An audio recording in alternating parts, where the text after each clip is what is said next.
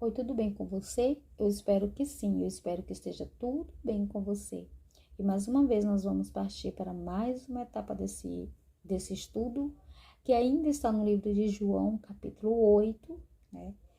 E um terceiro tópico que fala sobre Jesus defende a sua missão e a sua autoridade. Então, nós estamos aí vendo que Jesus está em passos ali com os judeus, mais uma vez, né, respondendo não, mas confirmando a sua autoridade, a sua divindade e denunciando o pecado deles.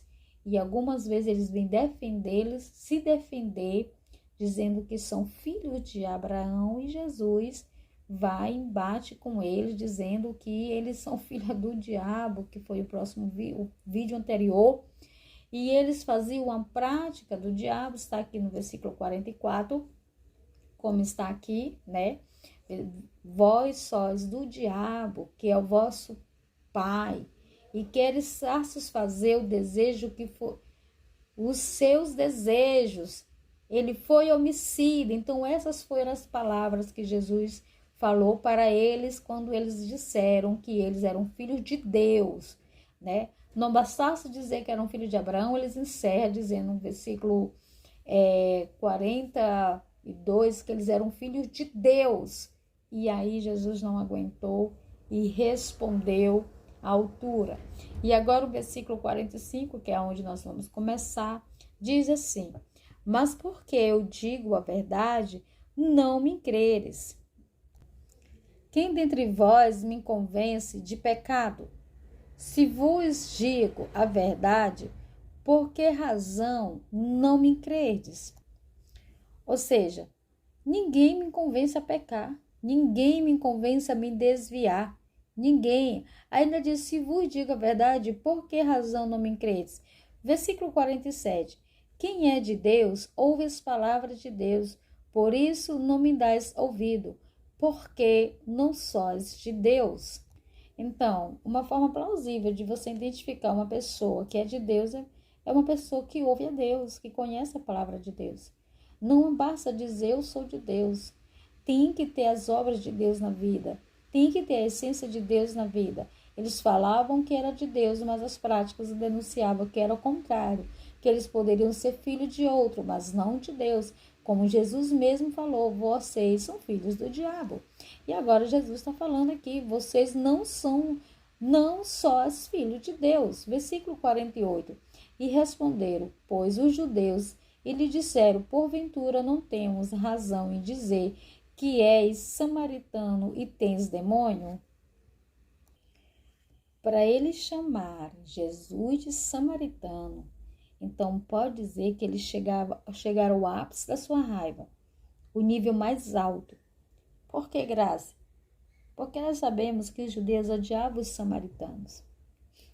Eles tinham tanto ranço dos samaritanos, e quando para ir para algum lugar, eles tinham que passar pelas terras de Samaria.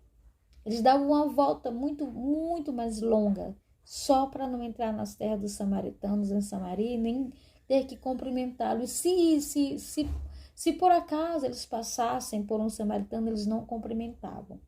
Então, olha só, eles chamam Jesus de samaritano e ainda diz que Jesus tem demônio. Aí você vê que você atribuir a obra que é de Deus a um demônio. Isso é uma blasfêmia, né? A blasfêmia contra o Espírito Santo, chamar um filho de Deus de demônio, é uma blasfêmia tão alta que o próprio Jesus disse que não tem perdão, né?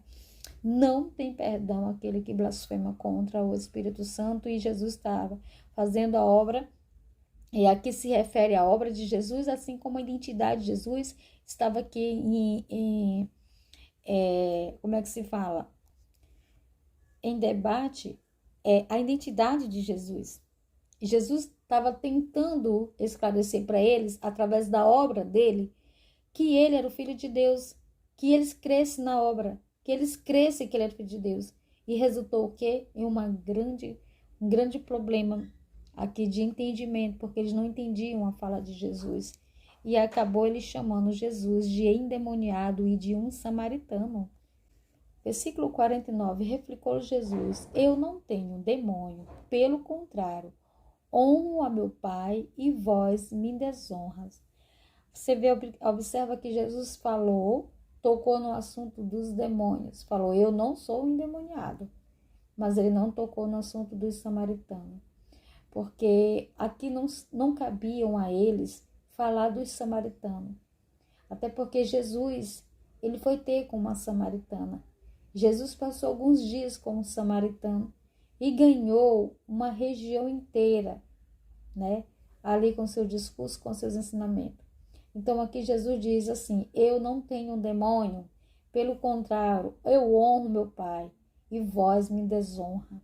Esse momento aqui Jesus já estava entristecido, estarrecido, né? Já estava ali triste, abatido pela recusa dos judeus em crer que ele verdadeiramente era o Filho de Deus.